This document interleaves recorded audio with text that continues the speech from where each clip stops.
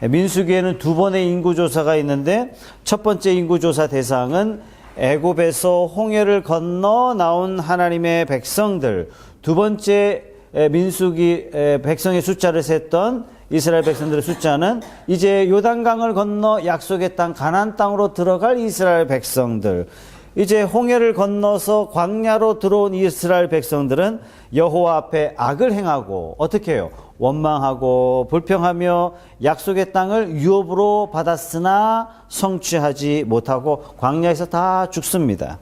그러나 이들의 후세대들을 하나님께서 세우셔서 그 자식 세대들에게 가나안 땅을 들어갈 수 있도록 허락받았죠. 왜 이들은 허락받았습니까? 광야에서 원망 불평하지 않았습니까? 아버지 세대들이 애굽에서 나온 것처럼 이들이 가나안 땅에 들어갔어요. 어떻게 나왔어요? 전적인 하나님의 은혜죠. 그들을 보고 하나님이 구원하신 게 아니에요. 전적으로 하나님의 은혜로 말미암아 이들이 나온 것처럼 이제 가나안 땅에 들어가는 이스라엘 백성도 그 후세대들도 전적으로 하나님의 은혜로, 조건 없는 하나님의 은혜로 가나안 땅에 들어가게 됩니다. 민수기에 나오는 두 번째 인구조사 대상자들에게 모세를 통하여 하나님이 율법을 다시 들려주십니다. 이것을 신명기라 이렇게 말씀을 드렸는데, 신명기는 신명기, 말 그대로 율법책을 복사하여, 율법책을 등사해서, 그런 뜻이 바로 신명기입니다. 이제 가나안 땅에 들어가야 할 신세대들에게, 약속의 땅을 바라보고 있는 신세대들에게 말씀하세요. 이들이 바라보고 있는 약속의 땅은 어떤 땅이에요? 그야말로 젖과 꿀이 흐르는 땅이에요. 하나님이 그토록 말씀하신 비전이 넘치는 그런 복된 땅입니다. 이 땅에 들어가기만 하면 되는 거예요. 문제는 이 땅에 정탐꾼들을 과거에 보냈을 때 어떤 결과가 나왔냐면, 여러분들이 너무나 잘 아시다시피 10명의 보고와 2명의 보고가 완전히 틀렸어요. 12명의 정탐꾼들은 대충 사람을 뽑은 것이 아니라 누구보다도 안목이 뛰어났고, 누구보다도 민첩했고, 누구보다도 신앙심이 불탔고, 누구보다도 비전이 넘쳤고, 누구보다도 용사 같은 사람이고, 그런 사람들을 보냈음에도 불구하고 10명의 보고는 맞습니다. 그 땅, 하나님이 약속하신 축복의 땅이 정말 맞더군요. 이 과실들을 보십시오. 정말 대단합니다. 그러나 과일만 그런 게 아니라 그 땅에 사는 사람까지도 거인들입니다. 거기에 비하면 우리는 메뚜기에 불과합니다. 아이고, 우리 애굽으로 돌아갑시다. 이렇게 이야기합니다. 가나안 땅은 비옥한 땅이에요. 복된 땅이에요. 뿐만 아니라 그 땅의 장수들도 대단한 용사라. 반면에 2명, 여호수아와 갈렙의 보고는, 그들의 보고는 달랐어요.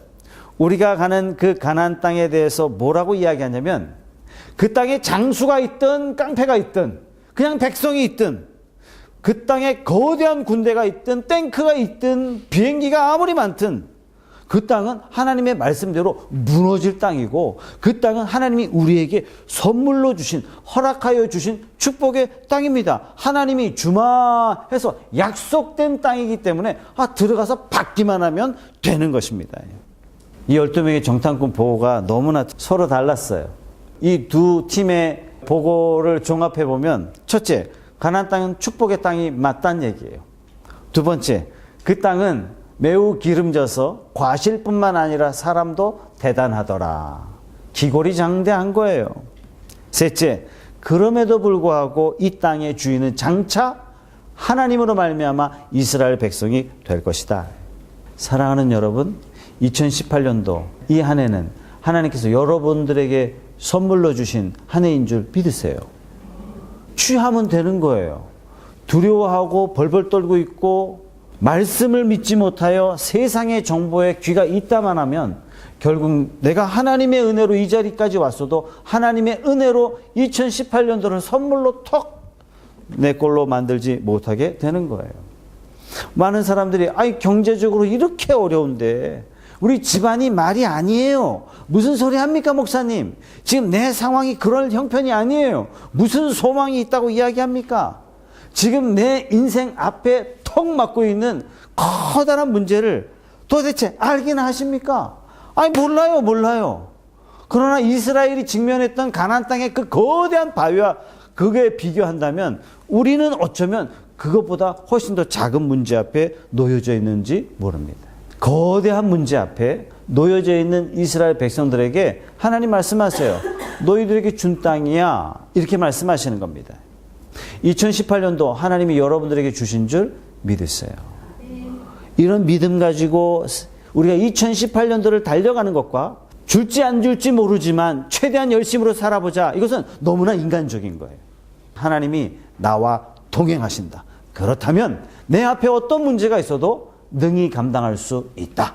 여러분 이런 믿음이 저와 여러분 앞에 저와 여러분의 내면에 꽉 채워지시기를 바랍니다. 능력의 하나님은 별 볼 일 없는 가나안 땅에 들어가서 그 땅을 너희에게 주겠다 이렇게 말씀하지 않으셨어요. 애굽의 시시한 왕으로부터 이스라엘 백성들을 구원하지 않으셨어요. 가나안 거민은 그야말로 크고 장대했어요. 우리 성경을 보면 너무나 잘 알잖아요. 제일 먼저 만나는 게 뭐예요? 여리고성이에요. 여리고성은 그 두께만 해도 차가 왕복으로 다닐 수 있는 그 견고한 성이라고 이야기했습니다. 어느 누구도 여리고성이 무너질 거라고 상상하지 못했어요. 그에 비하면 이스라엘 백성들은 너무나 작은 사람들이에요. 전쟁의 경험이 없었고 칼을 든 사람이 없었고 그저 짝대기 잡고 목동처럼 광야를 지나왔던 사람들 뿐입니다. 그러나 하나님은 애굽의 그 악랄한 왕으로부터 하나님께서 인간의 상상으로 상상할 수 없는 방법으로 하나님이 자기의 백성을 품으시고 인도하셨어요.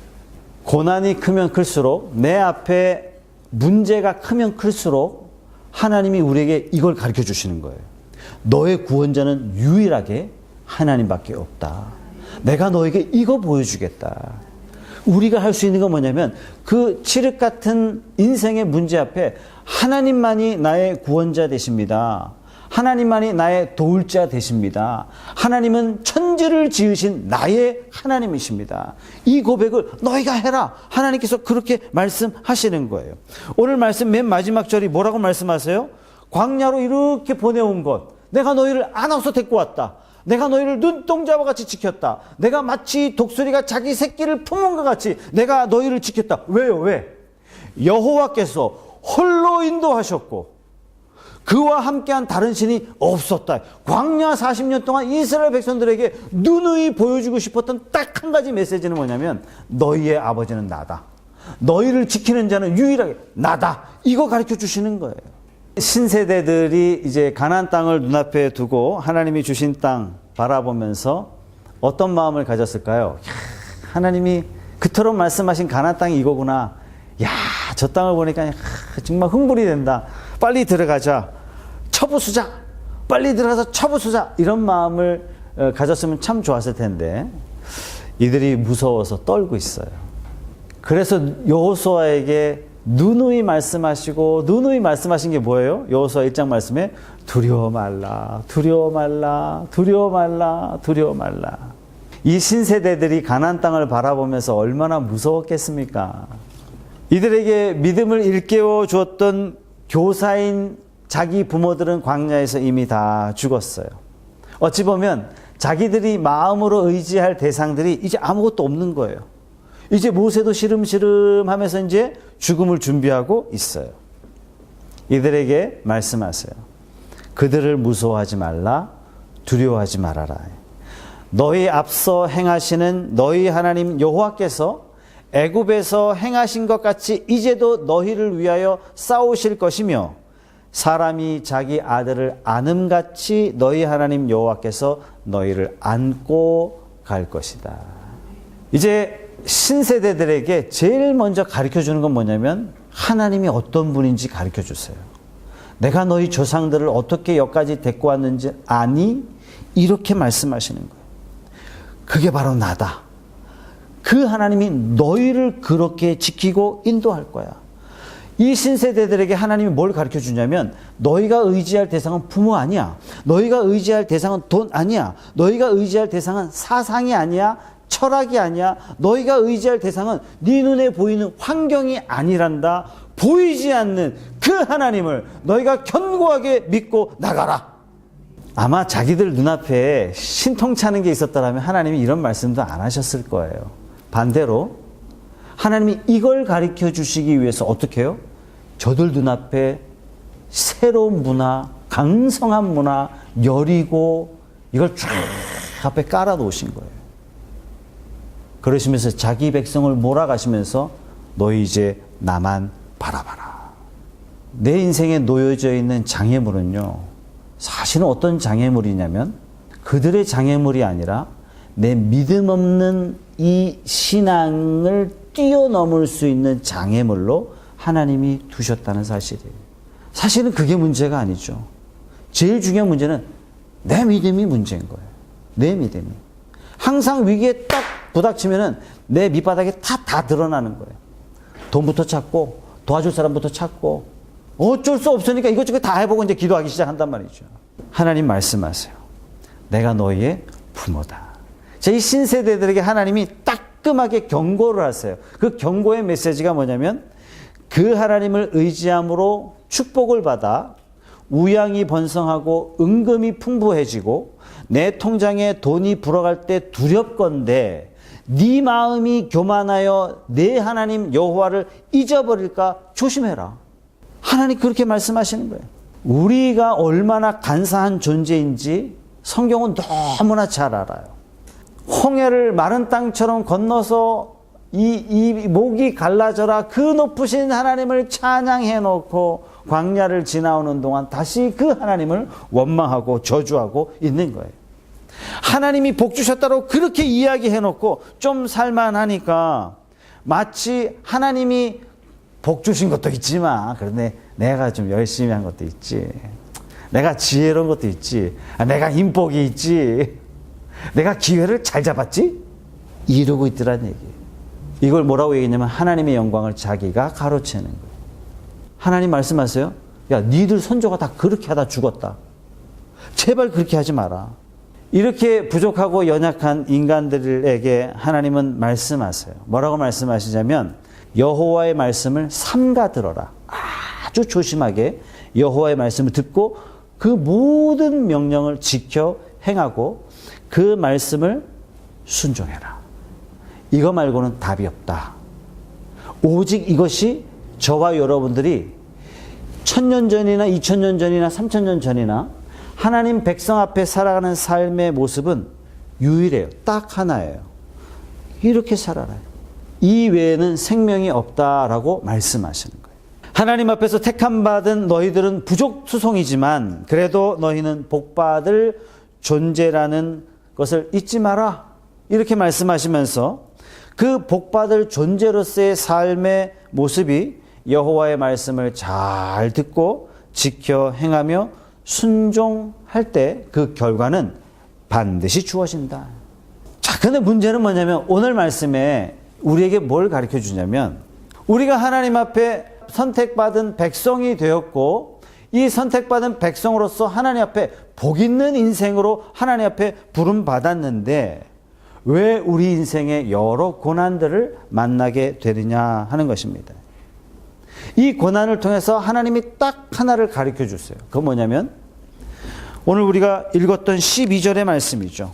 12절의 말씀, 여호와께서 홀로 그를 인도하셨고 그와 함께한 다른 신이 없었도다. 광야의 삶 자체도 고난이었고 약속의 땅 가나안 땅에서 수많은 전쟁을 치러야 하는 것도 사실상 다 고난이에요. 이 질문에 대해서 하나님이 무엇으로 답을 해주시냐면 독수리로 답을 다 해주시는 겁니다. 독수리는 새 중의 왕이죠. 날아다니는 것 중에 가장 높이 날아요. 가장 속도가 빨라요. 가장 멀리 봐요. 새들은 이렇게 천천히 내려가고 천천히 올라가지만 독수리만큼은 수직 상승, 수직 하강이 가능해요. 가장 멀리 보고 먹이를 가장 빨리 잽싸게 나가집니다. 어떻게 해서 이렇게 독수리가 나는 거에 대해서 달인이 되었을까요? 그것은 바로 독수리가 끔찍하리만큼 고된 훈련을 감당했기 때문에 이런 날아다님이 가능한 거죠. 아무리 매서운 독수리라도 편한 새장에서 평생을 사셨다면 그렇게 날지 못했을 겁니다. 어미 독수리는 둥지를 딱 지어놓고 새끼를 낳아요. 새끼가 아래에서 딱 부화하는 순간 집을 다 어지럽혀요. 어지럽히고 새끼 독수리가 근육이 생기기도 전에, 깃털이 생기기도 전에 낭떠러지에 떨어뜨립니다. 대부분의 동물들은 자기 새끼를 보호하려는 본능적인 능력을 갖고 있지만 독수리도 그러한 능력을 가지고 있음에도 불구하고 자기 새끼를 낭떠러지에 떨어뜨려요. 이유는 딱 하나예요. 독수리답게 키우기 위해서. 진짜 강한 훈련을 통해서 진짜 강한 새로 키워내는 거예요. 새끼 독수리는 그동안 편했던 자기 둥지를 버리고 어미 독수리가 내던지는 그 삶의 훈련을 감당해내야 돼요. 낭떠러지에 떨어지는 훈련을 감당해내죠. 감사하게도 어미 독수리는 새끼 독수리가 땅바닥에 떨어지기 직전에 새끼 독수리를 집어다가 다시 올려놓습니다. 비바람이 쳐도 떨어뜨리고 눈보라가 쳐도 떨어뜨리고 날씨 혹한기가 되어도 계속 떨어뜨려요. 언제까지 떨어뜨린다고요? 쥐가 스스로 날 수 있을 때까지. 이 새끼 독수리는 처음에는 비명도 지르지 못할 만큼의 충격적인 그 고난 속에 암담한 상태로 계속 떨어졌겠죠. 그러나 여러 번 자꾸 떨어지면서 무슨 생각을 하냐면 내가 어떠한 상황에 떨어져도 나의 엄마는 내가 땅바닥에 떨어지기 전에 바위에 부딪히기 전에 반드시 나를 잡아서 다시 둥지로 올린다는 안정감을 깨닫게 돼요. 어떤 상황이 와도 나를 지켜준다는 것을 깨닫게 되는 것이죠. 이 훈련은 어미가 새끼 독수리가 미워서 그런 거 절대로 아니에요. 이 끔찍한 훈련이 새끼 독수리 입장에서는 이해가 됐겠습니까? 여러 번 떨어지면 이해했을까요? 아니요. 자기가 진짜 독수리가 되기 전까지는 이 훈련이 내가 왜 받아야 되며 이 고난을 내가 왜 감당해야 되며 이것을 내가 왜 해야 되는지 아마 새끼 독수리는 이해하지 못했을 거예요. 엄마는 애기 독수리가 이걸 이해하기 바랬을까요? 아니요. 네가 이해하든 못하든 네가 진짜 독수리가 되려면 반드시 이걸 해야 돼. 이해 못해도 상관없어. 무조건 훈련 받아. 때론 우리 인생에 만나는 여러 가지 난관, 시련, 고난, 이해하면 쉽게 넘어갈 수 있는 것도 있겠죠. 그러나 사실상 우리가 이해할 수 없는 것이 대부분입니다. 고난의 의미를 알고 넘어간다면 정말 운이 좋은 것이겠지만 대부분 이 고난의 의미를 알지 못해요. 언제 고난의 의미가 깨달아지냐면 고난을 다 겪고 나서 하나님이 예비하신 고난 이후에 준비하신 선물을 받고 나서야 비로소 이 고난이 나에게 유익했구나. 이걸 깨닫게 되는 거죠. 마치 새끼 독수리가 새 중의 왕인 독수리로 거듭난 다음에서야 이 훈련이 정말 필요한 훈련인지 알고 자기가 새끼 나면 어떻게 해요? 똑같이 하는 거예요. 독수리는 자기 새끼를 정말 사랑하기 때문에 새 중의 왕인 독수리다운 독수리로 살아주기를 원하는 그 기대감이 있기 때문에 그 사랑과 그 기대감이 크기 때문에 혹독한 시련 앞에 새끼 독수리를 몰아내놓습니다. 새 중의 왕인 독수리도 자기 새끼를 이렇게 키울 줄 알거든 하물며 만왕의 왕이신 우리 하나님께서 당신의 백성들을 당신의 자녀답게 키우지 않겠습니까? 하나님은 우리를 사랑하시기 때문에 고난으로 쓱 밀어내시는 거예요. 내가 알 수 없는 고난이에요. 납득할 수 없어요. 분노가 치밀러요. 차라리 하나님 안 만나고 싶어요. 멀리하고 싶어요. 내가 왜 믿었나 하는 지경까지 올 수도 있어요. 그러나 하나님은 나의 이해를 바라지도 않으세요. 그냥 밀어내시는 거예요. 사랑하는 여러분, 하나님의 자녀라면 반드시 고난 앞에 서게 됩니다. 그것은 하나님의 사랑이 부족하기 때문에 그런 것도 아니고 하나님의 능력이 모자라기 때문에 그런 것도 아니에요. 더더군다나 우리를 괴롭히고 싶은 마음이 있어서 그런 것도 아니에요. 또 하나, 우리가 실수했고 우리가 죄를 많이 지었기 때문에 거기에 대한 응분의 대가를 지불하기 위해서 하나님이 주시는 것도 아닙니다. 우리가 살아가면서 겪는 숱한 고난은 우리를 강하고 멋진 하나님의 백성으로 키우시기 위한 훈련의 일환이라는 사실을 우리가 믿음으로 받아들여야 돼요. 마치 독수리가 자기 새끼를 떨어뜨리고 그 주위를 마음 졸아하면서 새끼가 떨어지기 직전에 기다렸다가 그 새끼를 탁 낚아채는 것처럼 하나님께서 우리를 고난 가운데 몰아내시고요. 하나님이 다 이루고 계시는 거예요. 어떻게 지키신다고요? 자기 눈동자처럼 지킨대요. 자기 눈동자 어떻게 지켜? 본능으로 지킨다는 얘기예요. 새끼가 감당치 못할 상황이 오면 한치 오차도 없이 그 새끼를 다 아는 것 같이 하나님께서 우리가 감당치 못할 그 순간이 오면 우리를 다 안으사 하나님이 당신의 보금자리로 올려놓는다는 사실을 믿으십시오. 그래서 우리가 고난 앞에 어떤 상황이 와도 나는 두렵지 않아. 제일 중요한 건 뭐예요? 내가 그 하나님을 의지하고 또 의지하고 신뢰하고 또 신뢰하고 시련 가운데 있지만 내가 할 수 있는 건 뭐예요? 이런 여러 번의 시련을 통해서 내가 깨달은 바는 뭐냐면 감사하는 거예요. 조건 없이 감사하는 거예요. 뭘 감사해요? 소득이 없는데 나타난 열매가 없는데 뭘 감사해요?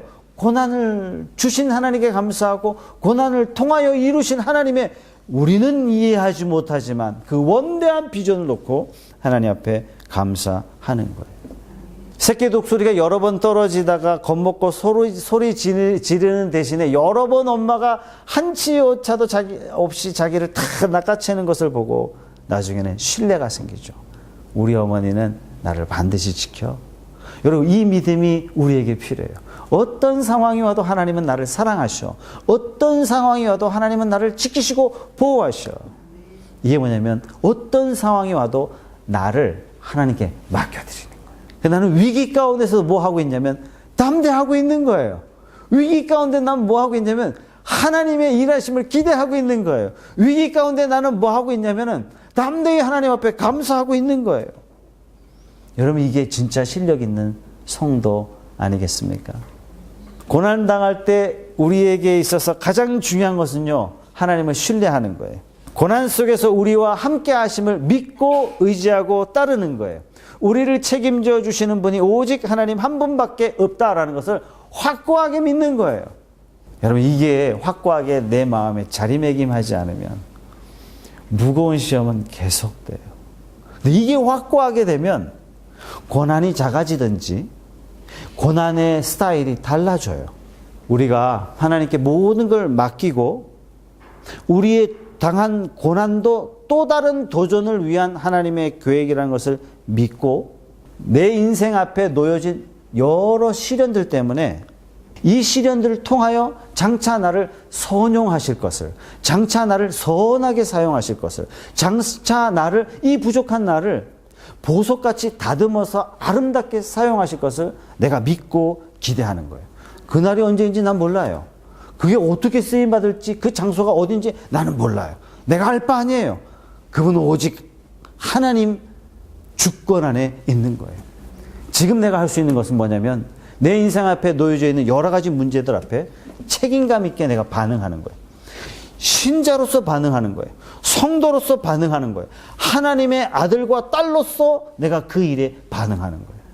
어떤 상황이 와도 하나님 앞에 더 신뢰하고 나가는 저와 여러분 되시기를 바랍니다.